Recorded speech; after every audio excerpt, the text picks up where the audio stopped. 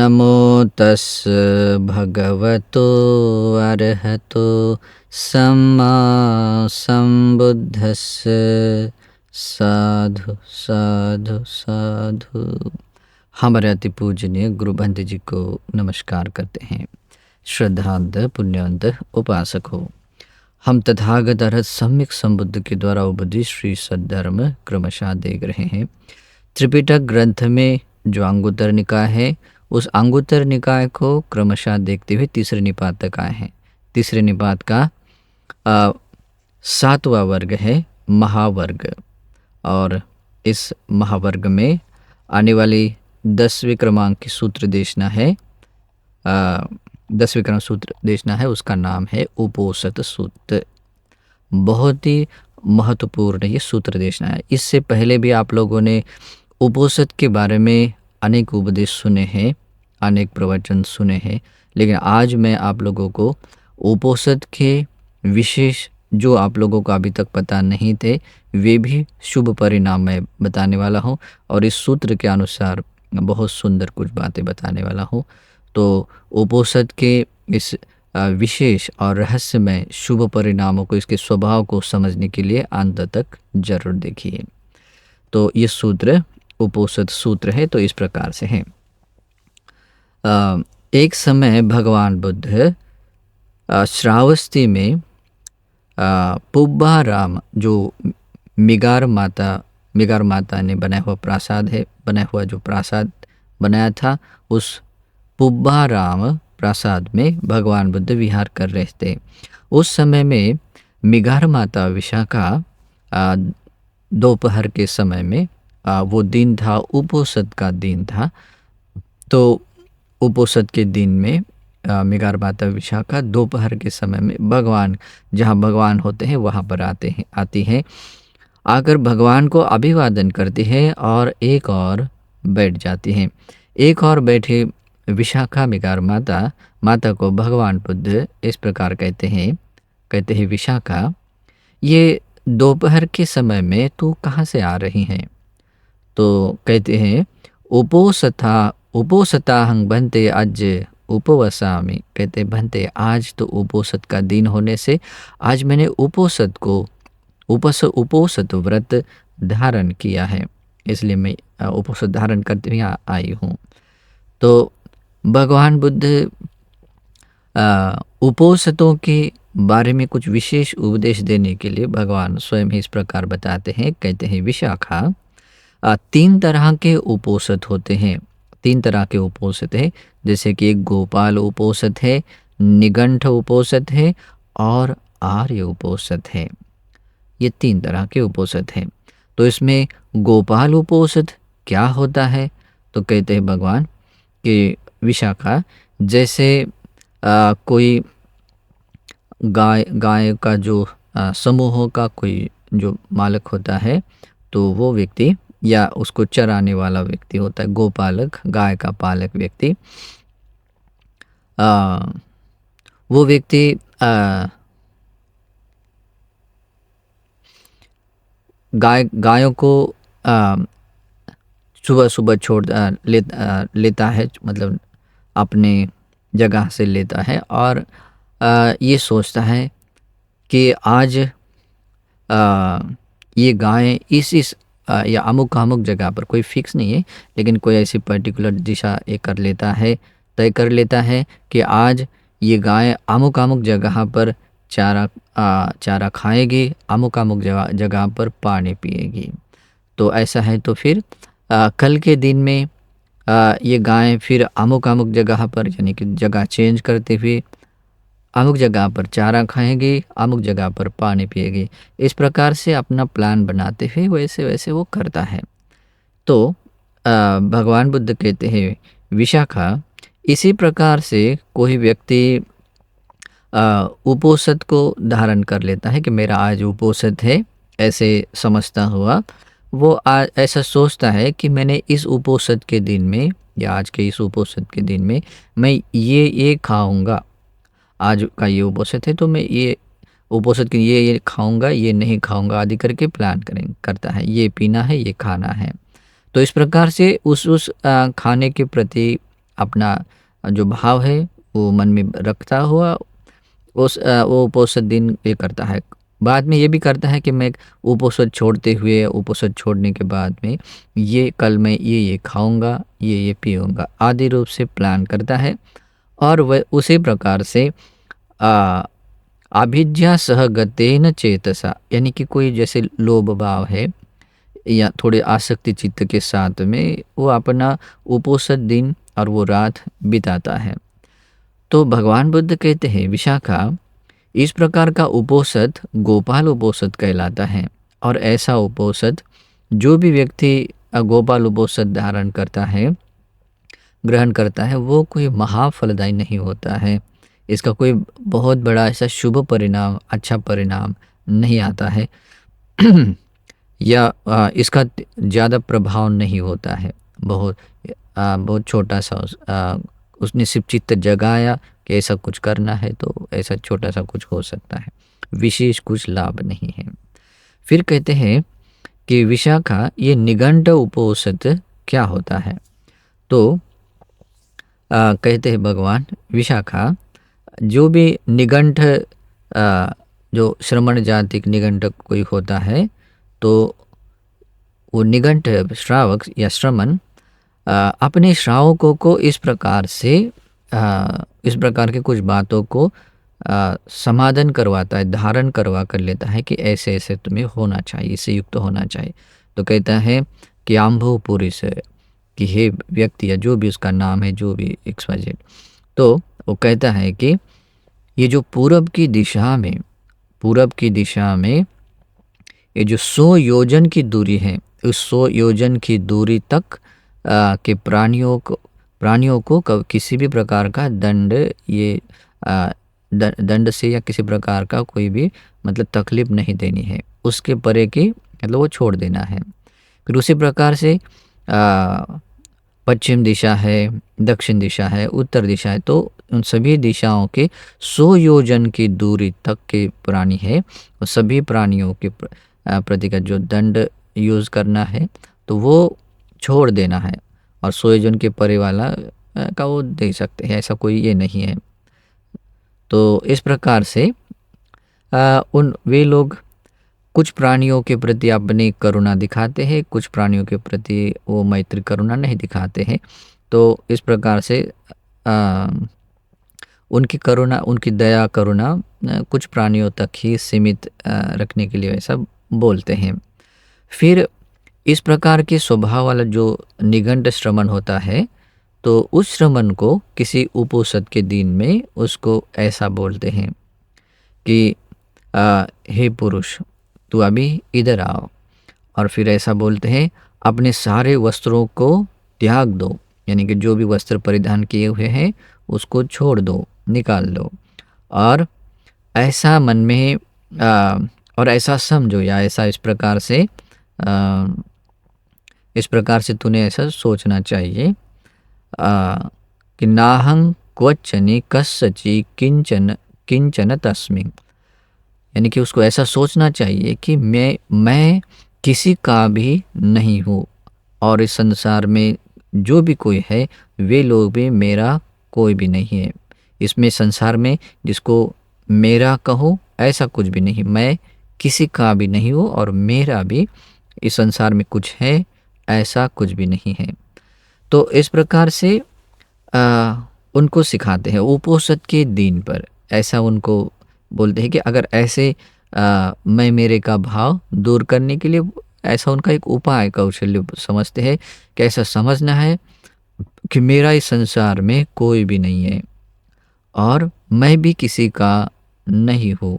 इस प्रकार से तुझे मानना है, ऐसे तुझे समझ लेना है। तो इस प्रकार से वो समाधान करवाते हैं। हालांकि वो स्वयं भी जानता है कि ये मेरे माता पिता है, और वे माता पिता भी जानते हैं कि ये मेरा पुत्र है। वो स्वयं भी जानता है कि ये मेरी पत्नी और मेरे बच्चे हैं, और वे लोग भी जानते हैं कि ये मेरा स्वामी है, मेरा पिता आदि आदि है। तो ऐसा परस्पर वो सही तरीके समझते हुए भी उसी उपोषद के दिन पर असत्य वचन के रूप में वो समाधान करवा लेता है, मतलब समाधान करता है। वो असत्य को ग्रहण कर लेता है, मोह मूढ़ता की तरह असत्य को अपना लेता है। जहाँ जिस दिन में सत्य बोलना होता है उस दिन में वो असत्य बोल लेता है। और साथ में इस प्रकार से ये समाधान होने के बाद में अ, उसके बाद में जैसे कि उनके जो दास है, घर में काम करने वाले लोग हैं, वे लोग भी उनको पहचानते हैं कि ये मेरे स्वामी हैं आदि आदि, और स्वयं भी वो जानता है कि ये मेरे दास आदि है। तो इस प्रकार से सबको जानते हुए भी सत्य को छोड़कर असत्य में वो असत्य का समाधान करवाते हैं, उसको अ, धारण करवाते हैं। तो इस प्रकार से उपोषद के दिन में ऐसा होता है। फिर इसी प्रकार मुसावाद के साथ में, झूठ के साथ में अपना समय बिताते हुए, उपोषद धारण करते हुए, वो दिन का समय बीतने के बाद और रात का समय बीतने के बाद अगले दिन में उन चीज़ों का उपयोग करते हैं, या भोग या संपदाओं का, या जो उपयोग में लाने वाली चीज़ों का उपयोग करते हैं जिन चीज़ों को उनको दिया नहीं होता है। तो न दी हुई चीज़ों को लेना ये भी एक अपने आप में एक अपराध है, या ऐसा कह सकते हैं वो चोरी का रूप में आ सकता है। तो उसका उपभोग कर लेते हैं। तो इस प्रकार से न दी हुई चीज़ों को भी उपयोग में लाने के कारण वो भी एक शील उनका कमज़ोर होता है। तो आदि रूप से उनका दिन और ऐसे रात बीतता है, और ये ऐसा निघंट श्रावक, निघंट श्रमण इस प्रकार से उपोषद समाधान करता है, करवाता है। तो भगवान कहते हैं विशाखा, इस प्रकार का उपोषद निघंट उपोषद होता है, और ऐसा उपोषद, ऐसा निघंट उपोषद जो भी कोई व्यक्ति धारण कर लेता है, उस व्रत के अनुसार ये करता है, तो उसका कोई ऐसा महाफल नहीं होता है, इसका कोई बड़ा ऐसा फल नहीं मिलता है, कोई ऐसा बड़ा ऐसा शुभ परिणाम नहीं मिलता है, कोई इसका बड़ा तेज प्रभाव नहीं होता है। तो ये निघंट उपोषद है। फिर भगवान आगे कहते हैं कि विशाखा, ये आर्य उपोषद क्या होता है। तो इस आर्य उपोषद को स्पष्ट करते हुए भगवान बुद्ध पहली बात ये बताते हैं कि विशाखा, जैसे ये चित्त है, तो चित्त क्लेशों के कारण क्लिष्ट हो जाता है, कोई ना कोई क्लेश मन में जागता है और उससे क्लिष्ट होता है। तो क्लिष्ट हुए चित्त को उपक्रम से शुद्ध किया जाता है, शुद्ध होता है। उपक्रम से ये चित्त शुद्ध होता है। भले ही चित्त में कोई क्लेश हो, जैसे राग हो, द्वेष हो, मोह, माया, ईर्ष्या, जो भी मत्सर भाव है, तो इन क्लेशों से क्लिष्ट बना हुआ चित्त उपक्रम से, यानी कि अपने प्रयासों से उस चित्त को निर्मल किया जाता है। तो भगवान कहते हैं, तो कैसे ये इस चित्त को निर्मल किया जाता है। तो भगवान आगे कहते हैं कि विशाखा, यहाँ कोई आर्य श्रावक, यानी कि भगवान बुद्ध को शरण गया हुआ, तीन रत्नों के प्रति अकम्प श्रद्धा रखने वाला और अच्छे से धर्म जीवन जीने वाला जो भगवान का श्रावक, आर्य श्रावक, तथागतं अनुसरति, तथागत सम्यक संबुद्ध का अनुस्मरण करता है। जैसे कि हमारे भगवान अरहंत है, सम्यक संबुद्ध है, विद्या चरण संपन्न है, सुगत है, लोकविदु है, दमनशील पुरुषों के अनुत्तर सारथी है, देवता और मनुष्यों के शास्ता गुरु है, बुद्ध है, भगवान है। तो ये बुद्ध गुण है, जैसे हम लोग पाली में कहते हैं, इतिपिसो भगवा अरहं सम्मा संबुद्धो। आदि रूप से भगवान बुद्ध का, तथागत सम्यक संबुद्ध का वो आर्य श्रावक अनुस्मरण करता है।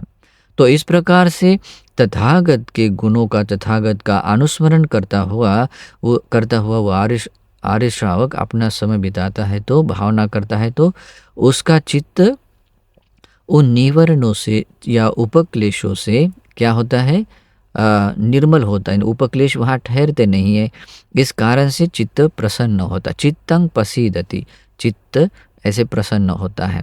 और चित्त जब प्रसन्न होता है तो उसी कारण से पामोज्जंग उपपज्जति, हृदय में वो गदगद भाव, आनंद, खुशी वो जागती है। और भगवान बुद्ध कहते हैं कि जब ऐसा अनुभव आता है तो भगवान कहते हैं ये चित्तस्य उपक्लेशाते पहियन्ति, जो भी चित्त के उपक्लेश होते हैं वे प्रहान हो जाते हैं, दूर हो जाते हैं, नष्ट हो जाते हैं। तो भगवान कहते हैं सेयथापि विशाखे उपखिलितस्य शीशस्य उपक्कमेन परियोदपना होती। जैसे कोई शीशा है या जैसे कांस्य का कोई भी पदार्थ है तो उसको कुछ पर्टिकुलर चीज़ों से निर्मल किया जाता है, शुद्ध किया जाता है, वैसे ही उपक्रम से ये चित्त निर्मल होता है। तो इसमें वो शीशा भी कैसे शुद्ध किया जाता है उसकी भी उपमा से बता देते हैं भगवान। फिर भगवान कहते हैं कि विशाखा, ये चित्त उपक्लिष्ट बना हुआ चित्त उपक्रम से अपने प्रयासों से शुद्ध किया जाता है। तो कैसे किया जाता है? तो कहते हैं विशाखा, यहाँ कोई आर्य श्रावक तथागत सम्यक संबुद्ध के द्वारा उपदिष्ट जो श्री सद्धर्म है उस श्री सद्धर्म का अनुस्मरण करता है। आर्य श्रावक को धम्मं अनुसरति, धर्म का अनुस्मरण करता है, यानी कि चित्त में वो जगाकर उसके अनुसार मनसीकार करता है। जैसे भगवान का धर्म कैसे है? और स्वाखा तो भगवता धम्मो संदिट्ठिको अकालिको, आदि आदि जो गुण है उन गुणों को अनुस्मरण करता है कि भगवान का धर्म भली भांति बताया, यानी कि बहुत ही अच्छी तरीके से बताया गया है, सांदृष्टिक है, अकालिक है, उसको अपने जीवन में धारण करो और उसके प्रतिफल को देखो, ऐसे कहलाने योग्य है, क्रमशः निर्वाण की ओर ले जाने वाला है। और ज्ञानी जो विज्ञ जन है, ज्ञानी व्यक्ति है, उनको अपने अनुभव के द्वारा उसको जानने के योग्य है। तो ऐसे धर्म के गुणों को इस प्रकार अनुस्मरण करता है तो भगवान बुद्ध कहते हैं उसका इस प्रकार से धर्म का अनुस्मरण करता हुआ उसका चित्त प्रसन्न होता है। प्रसन्न होता है तो उस प्रसन्नता के साथ में वो पामुज्य भाव, आनंद, जो खुशी है वो भी उत्पन्न हो जाती है। तो इस प्रकार का प्रमुदित भाव जागने के बाद में जो चित्त के उपक्लेश होते हैं वे उपक्लेश और दूर हो जाते हैं, नष्ट हो जाते हैं। तो भगवान कहते हैं इसी प्रकार से विशाखा कि ये चित्त जैसे कहते हैं, उदाहरण बताते हैं कि जैसे विशाखा, ये शरीर अगर मलिन होता है तो मलिन शरीर को उपक्रम से अपने प्रयासों से उसको स्वच्छ साफ बनाया जाता है। तो जैसे कि शरीर को साफ करने के लिए जैसे कि जो भी है स्नान करने का जो चूर्ण है वो चूर्ण है, पानी है, और अपने हाथों का पानी का उपयोग करते हुए उसको शुद्ध किया जाता है। तो भगवान कहते ऐसे ही विशाखा जैसे काया को जैसे उपक्रम से शुद्ध किया जाता है वैसे ही अपने चित्त को उपक्रम से शुद्ध किया जाता है। फिर जैसे कि कोई आर्य श्रावक धर्म का अनुस्मरण करता है, स्वाखा तो भगवता धम्मो संदिट्ठिको अकालिको एहि पस्सिको ओपनेयिको पच्चतंग वेदितव्यो विन्यूहिते। इस प्रकार से अनुस्मरण करता है और धर्म का अनुस्मरण करता हुआ अपने चित्त में जो उपक्लेश जागते हैं, चित्त उपक्लेश है, अनुत्पन्न है तो उत्पन्न नहीं होते, उत्पन्न है तो वो नष्ट हो जाते हैं। तो इस प्रकार से वो अपने चित्त को निर्मल बनाता है। फिर भगवान कहते हैं कि विशाखा, ये चित्त क्लेशों से जो क्लिष्ट बना हुआ चित्त है तो उसको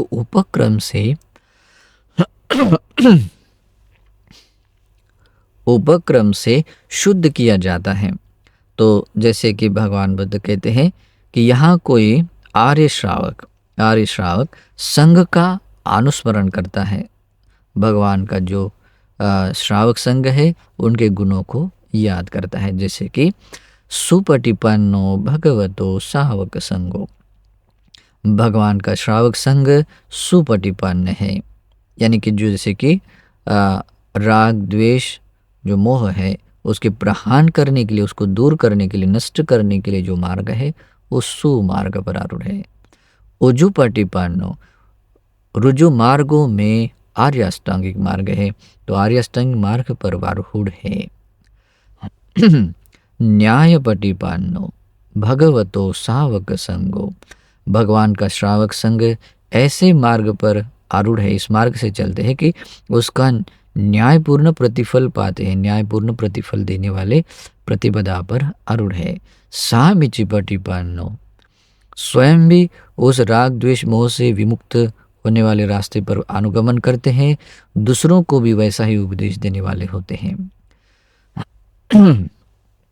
आगे भी आता है कि जैसे यदिदं चत्तारि पुरुष युगानि, जैसे देखा जाए अट्ठपुरुष पुग्गला, अगर पौद्गलिक व्यक्तिगत रूप से देखे जाए तो भगवान का श्रावक संग 8 है, और युगलता से देखा जाए तो 4 युगल जोड़ियाँ है। तो ऐसा भगवान का श्रावक संग आवनीय है, यानी कि अगर वैसे उनको निमंत्रित करते हुए उनको दान देना या पूजा सम्मान करने के योग्य है। पाहुनीय, उनको अतिथि के रूप में भी दान देने के बुलाने योग्य है, दान देने के योग्य है। दक्षिणीय, दक्षिणा देने की योग्यता रखते हैं, और अंजलिबद्ध प्रणाम करने योग्य है। सभी देवता और मनुष्यों के लिए, यानी कि लोक सत्वों के लिए अनुत्तर पुण्य क्षेत्र है। इस प्रकार से वो आर्य श्रावक संघ का अनुस्मरण करता है, और अनुस्मरण करता है तो उसका चित्त प्रसन्न होता है। श्रद्धा होने से वो चित्त प्रसन्न होता है, वो श्रद्धा से चित्त में प्रमुदित भाव जागता है। तो चित्त में जो जागे हुए उपक्लेश होते हैं, वे उपक्लेश क्या हो जाते हैं? प्रहान हो जाते हैं, दूर हो जाते हैं। तो भगवान कहते हैं विशाखा, जैसे मलिन वस्त्र उपक्रम से शुद्ध हो जाता है, वैसे ही कोई आर्य श्रावक इस प्रकार संघ का अनुस्मरण करता है तो अपने चित्त को निर्मल बनाता है, शुद्ध बनाता है। फिर भगवान बुद्ध कहते हैं कि विशाखा, ये क्लेशों से उपक्लिष्ट बना, मलिन बना हुआ चित्त उपक्रम से निर्मल होता है, शुद्ध होता है। तो कैसे होता है? तो कोई आर्य श्रावक अपने शीलों का अनुस्मरण करता है, अपने शीलों का अनुस्मरण करता है।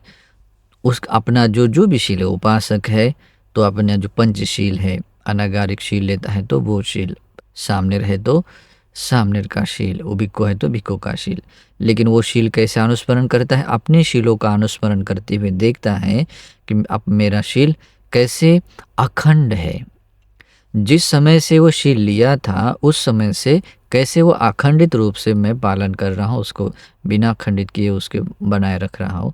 अखंड शीलों के स्वभाव का अनुस्मरण करता है। अचिदं, अपने शील में कहीं कोई छेद नहीं है। असबलंग, कोई भी उसमें दाग नहीं है। अकम्मासन, वो शीलों में कैसे कोई मतलब चितकबरा नहीं है, बहुत दाग धब्बे वाला ऐसा नहीं है। भुजिसाने, और वो अपने शीलों को देखता है कि किसी भी क्लेशों के वशीभूत गया हुआ नहीं है, अपने स्वतंत्र अपने शीलों को निर्मल कैसे है करके देखता है। विन्युपसत्थाने, अपने शीलों को देखता है। जैसे अगर इन शीलों को भगवान बुद्ध भी देखें या भगवान के श्रावक देखें तो निश्चित ही विज्ञानी विज्ञजन इस शीलों की प्रशंसा जरूर करेंगे, यानी कि विज्ञजनों के द्वारा प्रशंसा करने योग्य शील है, ऐसे वो अनुस्मरण करता है। अपरामट्ठानि, किसी भी मतलब क्लेश के वशीभूत जाकर इन शीलों को खंडित किया नहीं होता है, उसको दाग लगाया नहीं होता है। और सम्यक समाधि के लिए भी वो कारण बना हुआ शील है। जैसे कि अगर शीलवान है तो उसका चित्त सहज रूप से समाधिस्थ बनता है। तो ऐसे अपने शीलों का अनुस्मरण करता है, उसका शील कैसे अखंड है, छिद्र रहित है, दाग धब्बे वाला रहित है, चितकबरा नहीं है, किसी भी क्लेशों के वशीभूत गया नहीं है, विज्ञजनों के द्वारा प्रशंसित है, सम्यक समाधि के लिए सहायक बनने वाला है। आदि आदि अपने धारण किए गए शीलों का अनुस्मरण करता करता है तो उसका अनुस्मरण करता, शील अनुस्मृति करता हुआ, तो भगवान कहते हैं उसका चित्त प्रसन्न होता है। प्रसन्न यानी निर्मल होता है, और इस कारण से उसके चित्त में प्रीति जागती है, प्रमोदित भाव जागता है। और जब ये प्रमोदित भाव उत्पन्न होता है तो भगवान कहते हैं वो चित्त में जो भी उपक्लेश जागे हुए थे, जो भी चित्त के उपक्लेश है, वे उपक्लेश दूर हो जाते हैं, नष्ट हो जाते हैं। तो भगवान कहते हैं विशाखा, इस प्रकार से मलिन मलिन चित्त को जैसे निर्मल किया जाता है। जैसे कहते हैं, जैसे कि जैसे कोई दर्पण है तो दर्पण को भी किसी उपक्रम से शुद्ध किया जाता है। उस समय में जो शुद्ध करने की जो क्रियाएं होती हैं, जो भी अलग अलग चीज़ें लेकर अपने हाथों के उपक्रम से शुद्ध किया जाता है, वैसे ही कोई आर्य श्रावक अपने चित्त को जो क्लेशों से क्लिष्ट बना हुआ मलिन चित्त है, उसको अपने उपक्रम से ऐसे अपने शीलों का अनुस्मरण करते हुए, ऐसा उपक्रम करते हुए उसको निर्मल बनाता है।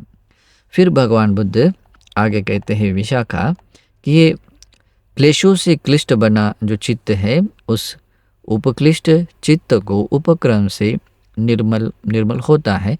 तो कैसे करता है? तो कहते हैं कि यहाँ कोई आर्य श्रावक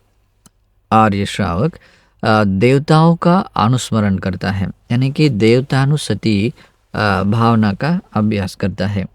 तो देवतानुसति का अभ्यास करने ने, देवता का अनुस्मरण करने ने कि ऐसे करता है, वो देखता है कि संति देवा चातो महाराजिका,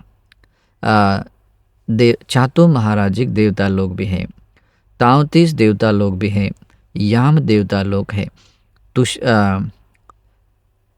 तुषित देवलोक है, निम्नांत देवलोक है, परनिमित वशवर्ती देवलोक है, और ब्रह्म का एक देवलोक है, या उनके ऊपर के भी देवता लोक हैं। तो वो ऐसा सोचता है, यथा रूपाय सद्धाय समन्नागता ता देवता इतोच्युता तथोपपन्ना। जैसे कि जिस प्रकार की श्रद्धा से समन्वित होकर वे देवता लोग यहाँ से च्युत होकर वहाँ उस लोक में उत्पन्न हुए। जैसे कि चातु महाराजिक देवता हो, 33 देवता लोक हो, याम लोक हो, तुषित देवलोक, निम्नांत परनिमित वशवर्ती हो, या ब्रह्म का एक देवता है उनके ऊपर। तो जिस प्रकार के श्रद्धा से समन्वित होकर, श्रद्धा से युक्त होकर, जैसे श्रद्धा यानी 3 रत्नों के प्रति की श्रद्धा, तो जिस प्रकार के श्रद्धा से समन्वित होकर वे देवता लोग इस मनुष्य लोक से च्युत होकर उस लोक में उत्पन्न हुए, मह्यम भी तथा रूपा श्रद्धा संविज्यति, उसी प्रकार की श्रद्धा मुझ में भी विद्यमान है, यानी कि मैं भी 3 रत्नों के प्रति श्रद्धावान हूँ। कहते कि जिस प्रकार के शील से युक्त होकर वे देवता यहाँ से च्युत होकर उस देवता लोक में उत्पन्न हुए, उसी प्रकार का शील मुझ में भी है। और जिस प्रकार के श्रुत ज्ञान से युक्त होकर वे देवता इस लोक में च्युत होकर वहाँ, मतलब इस दुनिया से च्युत होकर उस देवता लोक में उत्पन्न हुए, उसी प्रकार का श्रुत ज्ञान यानी भगवान बुद्ध के द्वारा उपदिष्ट श्री सद्धर्म और श्रवण करते हुए उस धर्म के अर्थ को धारण करते हुए जो ज्ञान मिलता है, उसको कहते हैं श्रुत ज्ञान। तो उस प्रकार का श्रुत ज्ञान मुझ में भी है, मुझ में भी विद्यमान है। जिस प्रकार के दान पुण्य है, इसको त्याग बोलते हैं। तो जिस प्रकार के दान पुण्य से समन्वित वे देवता लोग इस मनुष्य लोक से च्युत होकर उस देवता लोक में उत्पन्न हुए, यानी कि इस लोक से उन्होंने दान दिया है। तो जिस प्रकार का उन्होंने दान दिया है और दान देकर अपना देह छोड़ने के बाद उस देवलोक में वे लोग उत्पन्न हुए, उसी प्रकार का दान का स्वभाव, दान का पुण्य मुझ में भी विद्यमान है, ऐसा वो अनुस्मरण करता है। तो और भी देवताओं को के गुणों का अनुस्मरण करता हुआ सोचता है कि जिस प्रकार के प्रज्ञा से समन्वित होकर वे देवता लोग इस जगह से यहाँ से च्युत होकर उस देवलोक में उत्पन्न हुए, उसी प्रकार की प्रज्ञा मुझ में भी विद्यमान है, मुझ में भी है। तो इस प्रकार से आ, उन देवता लोगों में जो श्रद्धा शील शुद्ध त्याग प्रज्ञा गुणधर्म है, इन पांचों गुणधर्मों से युक्त देवता लोग होते हैं। तो जिन गुणधर्मों से वे देवता लोग हैं, वे वही गुणधर्म मुझ में भी है, मुझ में भी विद्यमान है। वही श्रद्धा शील शुद्ध त्याग प्रज्ञा मुझ में भी है। जिस प्रकार से मुझ में ये गुणधर्म है, उसी प्रकार से उन देवताओं में भी, फिर वो देवता चाहे तो महाराजिक देवता हो, ताओतिस देवता हो, याम देवता, तुषित देवता, निम्नानृति परिनिमित वशवर्ती आदि कोई भी देवता हो, उनमें भी वह विद्यमान है। जैसे मुझ में है वैसे उनमें है। तो इस प्रकार से अपने परस्पर गुणों को, देवताओं के गुणों को अपने में विद्यमान देखता हुआ, अपने में विद्यमान गुणों में देवताओं को देखता हुआ अनुस्मरण करता है। और ऐसे अपने गुणों को, देवताओं के गुणों को अनुस्मरण करता हुआ उसका चित्त बहुत ही प्रसन्न होता है। प्रसन्न चित्त में प्रमोदित भाव जागता है, आनंद खुशी जागती है। तो इस प्रकार की प्रमोदित भाव जागने के बाद उस चित्त में जो उपक्लेश जागे रहते या चित्त के उपक्लेश है, वे चित्त के उपक्लेश दूर हो जाते हैं, नष्ट हो जाते हैं। तो भगवान कहते हैं विशाखा, जैसे सोना या चांदी है, चांदी को उपक्रम से निर्मल बनाया जाता है, शुद्ध बनाया जाता है, वैसे ही कोई आर्य श्रावक अपने चित्त को उपक्रम से शुद्ध करता है। तो जैसे कि सोने को या चांदी को शुद्ध करने की जो प्रोसेस है, वैसे ही उनका उपयोग करते हैं। जैसे कोई आग जलने वाली जो कोई भट्टी है या जो भी है, तो वो भी होता है। फिर उसके बाद में जो छिड़कने वाला जो नमक पानी रहता है, हथौड़ी रहती है, या जो भी उपक्रम है, और सभी चीज़ों का उपयोग करता हुआ सोने को धीरे धीरे शुद्ध करता है। तो वो भी एक उपक्रम है। तो भगवान कहते हैं उसी प्रकार से कोई आर्य श्रावक उपक्रम से अपने उपक्लिष्ट चित्त को निर्मल बनाता है, शुद्ध बनाता है, जैसे कि वो व्यक्ति देवताओं का अनुस्मरण करता हुआ। तो जो अभी मैं एक और कुछ शब्दों के ये कर लेता हूँ कि जो आर्य श्रावक इस प्रकार से भगवान के गुणों का अनुस्मरण करता है, तथागत के गुणों का अनुस्मरण करता हुआ अपने चित्त के उपक्लेशों को निर्मल बनाता हुआ प्रयास करता है, तो वो उपोषित ब्रह्म उपोषित कहलाता है। क्यों? क्योंकि भगवान सभी देवता और मनुष्यों के सभी प्राणियों में, सत्वों में सर्वश्रेष्ठ है, इस कारण से वो ब्रह्मभूतो है। तो वही उपोषित ब्रह्म उपोषित कहलाता है। फिर भगवान के धर्म के गुणों का अनुस्मरण करता है, धम्मानुसति का अनुस्मरण करते हुए करते हैं, तो भगवान बुद्ध कहते हैं वो धम्म उपोषित कहलाता है। फिर भगवान बुद्ध के श्रावक संघ का अनुस्मरण करते हुए ये करता है, तो वो संघ उपोषित कहलाता है। और अपने शील का अनुस्मरण करता हुआ करता है, तो वो शील उपोषित कहलाता है।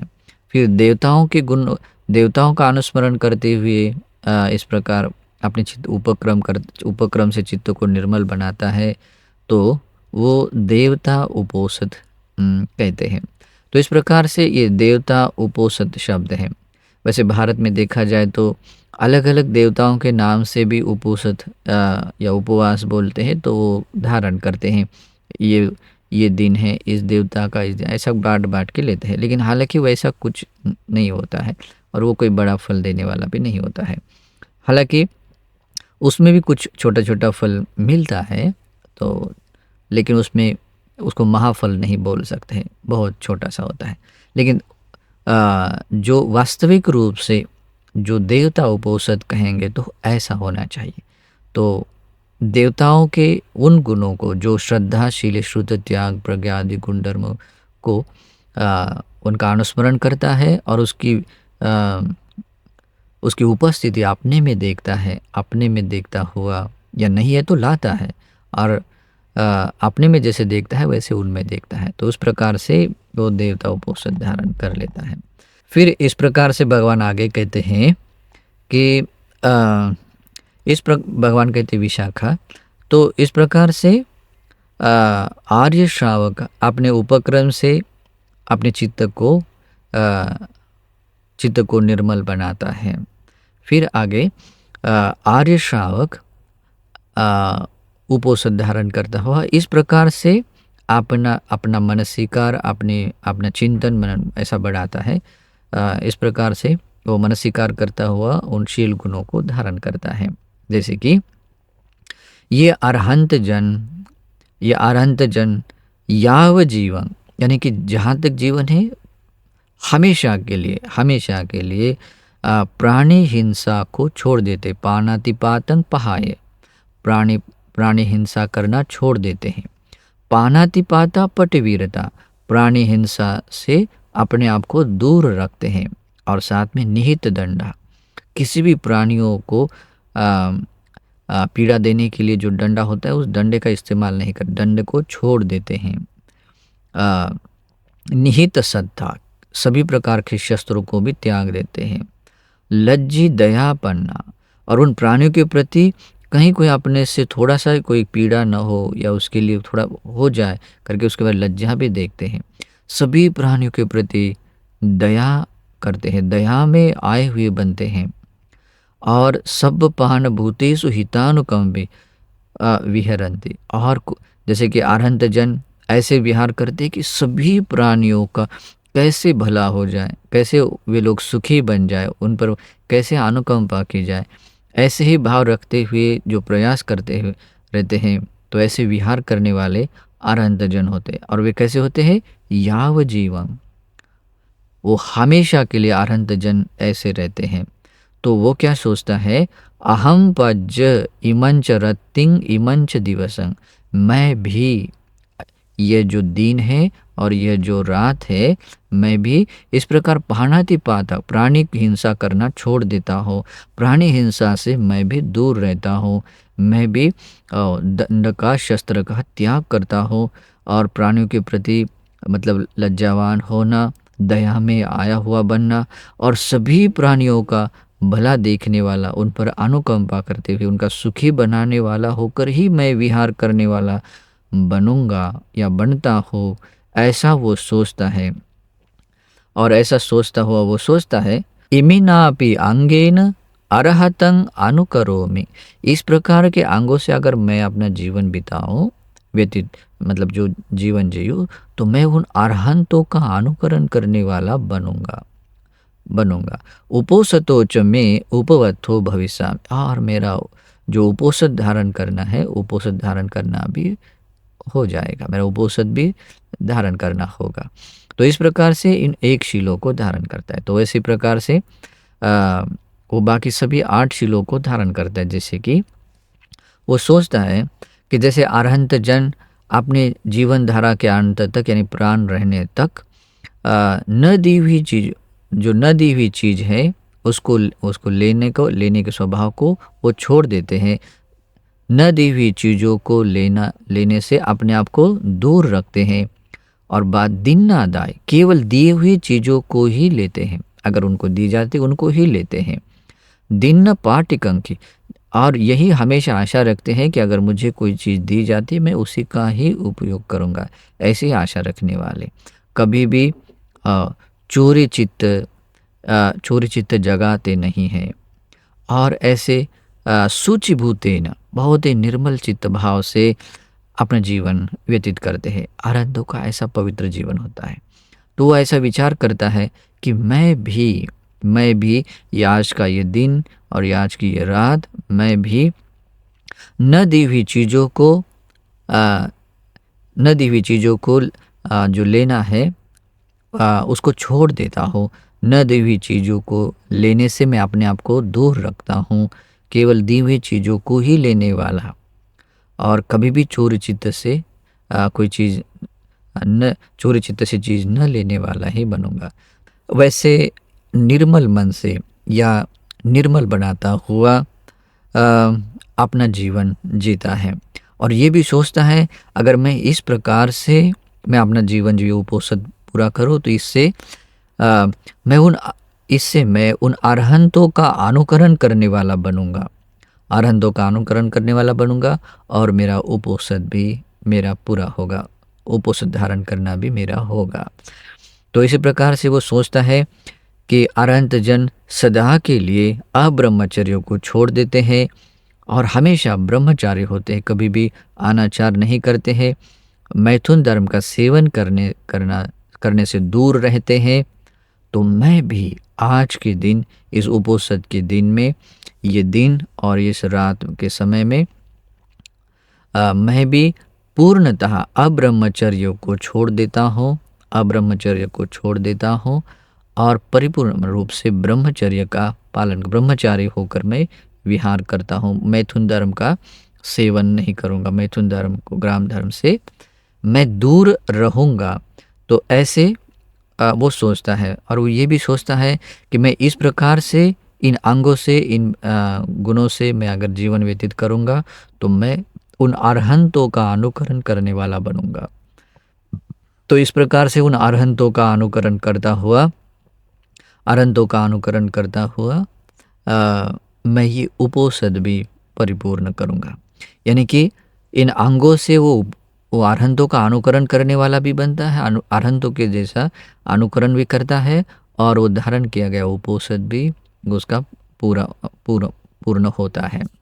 फिर आगे सोचता है कि यह अरहंत जन सदा के लिए, जीवन रहने तक, हमेशा के लिए झूठ बोलना छोड़ देते हैं, झूठ बोलने से अपने आप को दूर रखते हैं और हमेशा सत्यवादी रहते हैं, सत्य ही बात बोलने वाले होते हैं और कभी भी मतलब दो बात नहीं होती, उनके वचनों में दो बात नहीं होती है। तो इस प्रकार से इस संसार में कोई भी चीज़ उनके लिए क्यों ना हो, उनकी दो बात नहीं होती है, वो एक बात कही होती है वैसे ही वो बात बोल देते हैं। तो इस प्रकार से अरहंतजन सदा के लिए ऐसा करते हैं। तो वो आर्य श्रावक सोचता है मैं भी आज के इस उपोषण के दिन में और इस रात में मैं भी झूठ बोलना छोड़ देता हूँ, झूठ बोलने से अपने आप को दूर रखता हूँ, हमेशा सत्यवादी होकर ही मैं सत्य के अनुसार ही जीवन जीने वाला बनूंगा। तो इस प्रकार का वो सोचता है और आगे भी सोचता है कि मैं अगर ऐसा करूंगा तो मैं उन अरहंतों का अनुकरण करने वाला बनूंगा और अनुकरण करता हुआ मैं अपना उपोषण भी मैं पूरा करने वाला बनूंगा। तो इस प्रकार से वो विचार करता है। फिर जो नशीली द्रव्य सेवन करने से विरत रहने वाला शील है, विकाल भोजन वाला शील है, उसे भी वो ऐसे ही सोचता है कि अरहंत जन जीवन रहने तक, परिनिर्वाण तक या हमेशा, कैसा कह सकते, हमेशा के लिए इन शीलों का पालन करते हैं। मैं भी आज के इस उपोषण के दिन और इस रात के समय में मैं भी इन शीलों का मैं ऐसे पालन करूँगा और मैं इन अंगों के साथ में ऐसे में अगर जीवन व्यतीत करता हूँ, उसका पालन करता हूँ, तो मैं उन अरहंतों का अनुकरण करने वाला बनूंगा और अरहंतों का अनुकरण करने वाला बनूंगा और साथ में धारण किया गया उपोषण मेरा परिपूर्ण होगा। तो इस प्रकार से आगे वाले भी जो शील होते हैं, अष्टशील हैं, जैसे विकाल भोजन वाला शील होने के बाद में जो नच्च गीत वादित विसुख दर्शनशील है, माला गंध विलेपन धारण मंडन आदि वाला शील है। उसी के अंदर जो शील, एक ही इसमें दो आते हैं, तो वो वाला शील है। उच्चासैन महाशयन वाला शील है। तो इन शीलों को ऐसे ही सोचता है कि अरहंतजन हमेशा के लिए इन शीलों का पालन करते हैं। तो मैं भी आज के इस उपोषण के दिन में और ये रात के समय में मैं भी इन शीलों का पालन करूँगा। इन शीलों का पालन करते हुए, उसके अनुसार जीवन व्यतीत करते हुए मैं उन अरहंतों का अनुकरण करने वाला बनूंगा और उनका अनुकरण करता हुआ मैं ये उपोषण मेरा पूर्ण भी होगा। तो इस प्रकार से वो विचार करता हुआ इन अष्टांग उपोषण शीलों का समाधान करता है, उसको धारण करता है। तो भगवान बुद्ध कहते हैं कि इस प्रकार का जो उपोषित है ये आर्य उपोषित कहलाता है। और ये आर्य उपोषित भगवान बुद्ध कहते हैं आर्य उपोषितो महाफलो होती। महाफलो यानी कि संसार में जितने भी जो महान महान फल होते हैं उन सभी महाफलों को देने के लिए, महाफलों को पाने के लिए कारण बनने, महान जितने भी संसार में शुभ परिणाम है उन सभी शुभ परिणामों को पाने के लिए कारण बनने वाला है। महाज्योति को यानी कि महान प्रभाव वाला, तेज वाला है। महाविपार उसका कोई प्रमाण नहीं है, इतने महान प्रमाण में ये फल देने वाला आर्य उपोषित है। तो भगवान ये कहते हैं, तो महाफल तो ऐसे बहुत सारे हैं। तो एक ये भी कहते हैं कि उसमें महाफल महानिशंस क्या है। तो जैसे कि कहते हैं ये जो जम्बू द्वीप में 16 जनपद है, अभी उनके नाम भी दिए हैं। तो ये 16 जनपद है, जैसे अंग है, मगध है, काशी है, कौशल, वज्जी, मल्ल, चेती, वंग, कुरु, पंचाल, मच्छ, सुरसेन और अस्सक, अवंती, गंधार, कंबोज, है ना। तो आदि ये जो 16 जनपद है, तो ये सारे जनपदों में जितना भी धन है, ऐश्वर्य, जिससे हम कोई व्यक्ति सुखी बन सकता है, वो सारा अगर सुख एक बाजू में किया जाए और ये अष्टांग उपोषित जो 8 अंगों से युक्त, जैसे कि आरहंतों का जो नित्यशील है उन शीलों को धारण करता, उनका अनुकरण करता हो, जो उपोषित धारण करने का पुण्य है। तो कहते हैं अठंग समन्नागतस उपोषितस एतं कलंग नागति सोलसी, यानी कि अष्टांग उपोषित के शील का मतलब जैसे कि उपोषित का जो उसका 16 भाग के 16 भाग का भी एक छोटा सा एक छोटी सी का एक अंश बनाया, तो उसकी भी वो बराबरी नहीं कर सकते हैं। मतलब इतना बड़ा आर्य उपोषित होता है। इतना ही नहीं, फिर आगे भगवान उसकी वजह कहते हैं भगवान बुद्ध कहते हैं कि मनुष्य लोक में जितना भी सुख है वह सुख क्या है, बहुत छोटा सा है, अल्प वाला है। दिव्य सुख कपनंग विशाखे मानुषकंग रज्जंग, मतलब मानुष्य का जो राज सुख है वो बहुत छोटा वाला है, मतलब जैसे गरीबी के जैसा है, तुलना में दिव्य सुख के तुलना में बहुत छोटा, नॉर्मल वाला है।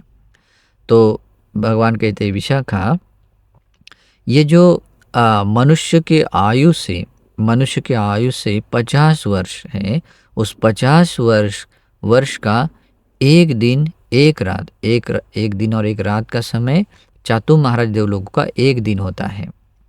मतलब 50 वर्ष का एक दिन एक रात होता है। तो ऐसे एक दिन से 30 दिन से एक महीना होता है, एक महीने से 12 महीना, एक वर्ष होता है, एक वर्ष से ऐसे 500 वर्ष दिव्य वर्ष, ऐसे चातु महाराजिक लोगों का दिव्य आयु प्रमाण होता है। तो भगवान कहते हैं विशाखा, ये बात संभव नहीं है कि यहाँ जो भी कोई पुरुष है या कोई स्त्री है तो इस प्रकार के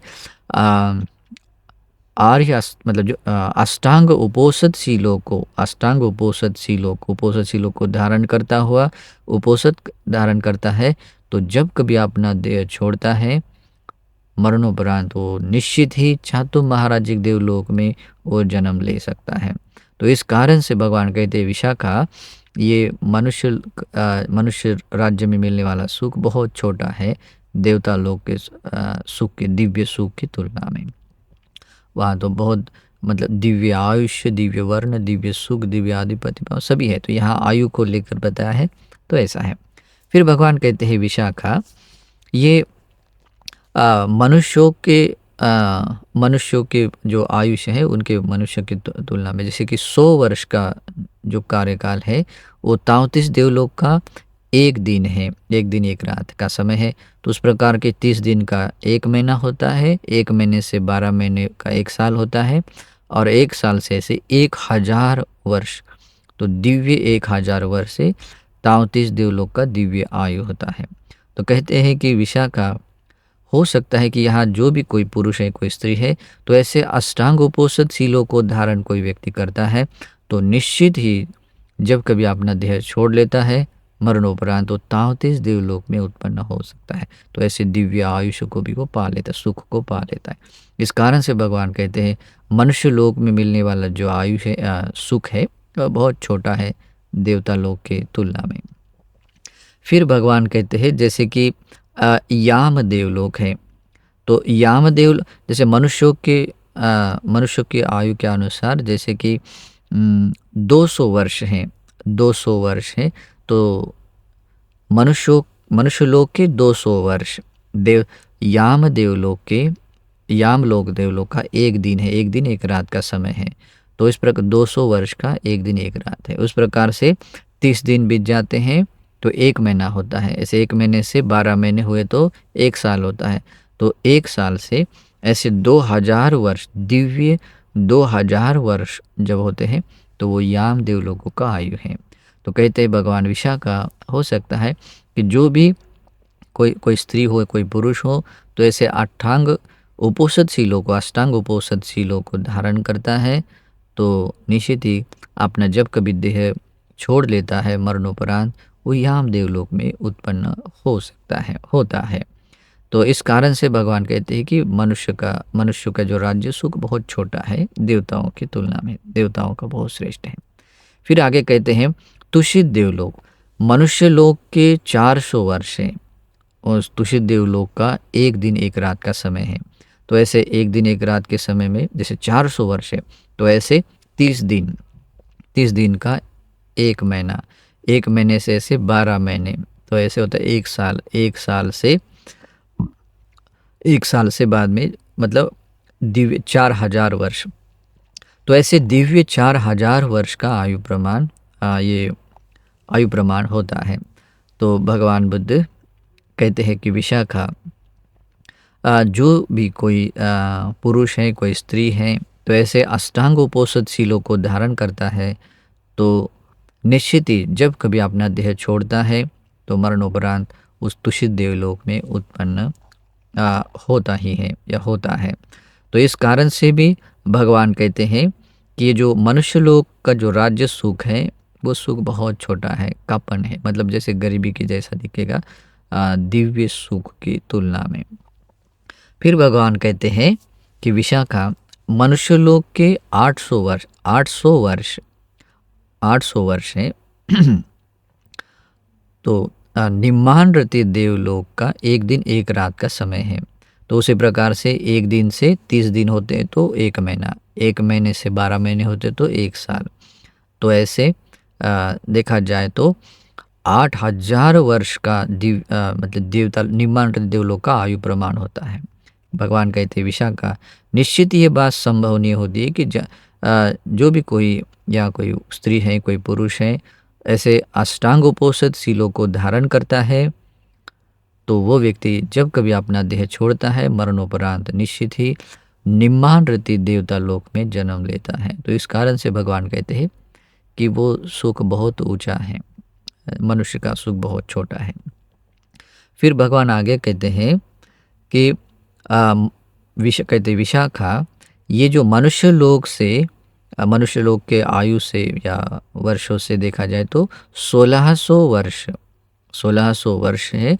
तो परनिमित वशवर्ती देवलोक का एक दिन एक रात का समय है और इस प्रकार से 30 दिन बीत जाते हैं तो एक महीना होता है, एक महीने से 12 महीने होंगे तो एक साल होता है। तो ऐसे एक साल से 16,000 वर्ष का परनिमित वशवर्ती देवलोक का दिव्य नाम, ये जो इन सभी आता है तो उसे दिव्य 16,000 वर्ष का आयु प्रमाण होता है। तो भगवान कहते हैं कि इस प्रकार से जो भी कोई व्यक्ति कोई भी स्त्री हो चाहे पुरुष हो तो ये बात संभवनीय होती है कि जब कभी अष्टांग उपोषदशीलों को धारण करता है जब कभी वो व्यक्ति अपना देह छोड़ता है तो उस मरणोपरांत उस परनिमित वशवर्ती देवलोक में निश्चित ही वो जन्म लेता है। तो इस कारण से भगवान कहते हैं कि विशाखा ये जो मनुष्य लोक के जो राज्य का सुख है, मनुष्य लोक मिलने वाला सुख है वो बहुत अल्प वाला है, देवता लोक की तुलना में बहुत छोटा वाला है। कापन यानी कृपण कह सकते हैं। तो इस प्रकार से भगवान आगे कहते हैं कि ये जो अ, आर्य उपोषद शीलों को पालन करते हुए जीव हिंसा से दूर रहना, चोरी करने से दूर रहना और अब्रह्मचर्य से दूर रहकर ब्रह्मचारी होना, झूठ बोलने से दूर रहना और नशीली द्रव्यों का सेवन करने से दूर रहना, विकाल भोजन करने से दूर रहना, जो नाच है, गाना वाद्य जो भी विसुख दर्शन है, माला आदि से विभूषित करना आदि से दूर रहना, उच्चासैन महाशयनों से आदि से दूर रहना, इन शीलों का जो पालन करना है तो ये अपने आप में बहुत बड़ा पुण्य है। तो ये आर्य उपोषद शील कहलाते हैं, अष्टांग उपोषद शील कहलाते हैं। तो जो भी इसका पालन करता है तो भगवान बुद्ध कहते हैं बुद्धेन दुखंत गुणापकाशिता।